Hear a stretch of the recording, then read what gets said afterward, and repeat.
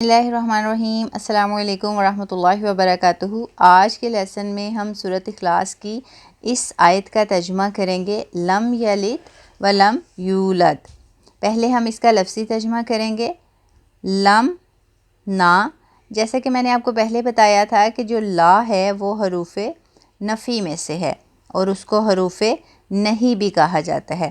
نفی کا مطلب کسی چیز کا انکار کر دینا، بالکل اسی طرح جو لم ہے اس کا ترجمہ بھی نفی میں کیا جاتا ہے، جیسا کہ لم نا یلد، جنا اس نے، وا، اور لم نا یولد، جنا گیا۔ یہ تو اس کا لفظی ترجمہ تھا۔ اب ہم اس کا بامحاورہ ترجمہ کریں گے۔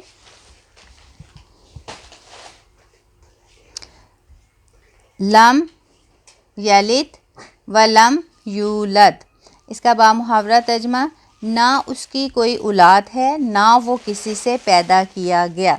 یہ اس کا بامحاورہ ترجمہ تھا۔ کوشش کریں کہ شارٹ لیسن میں ہی لفظی اور بامحاورہ ترجمہ یاد کریں۔ دیکھیں بالکل ایک لائن جو ہے ہم ہر روز یاد کرواتے ہیں، اگر اب بھی آپ یاد نہیں کریں گے تو اللہ ہی آپ کا حامی و ناصر ہے۔ تو کوشش کریں کہ شارٹ لیسنز میں ہی یاد کریں، تاکہ جیسے ہی یہ شارٹ لیسنز کمپلیٹ ہوں تو آپ کو نماز کا ترجمہ جو ہے سارا یاد ہو چکا ہو۔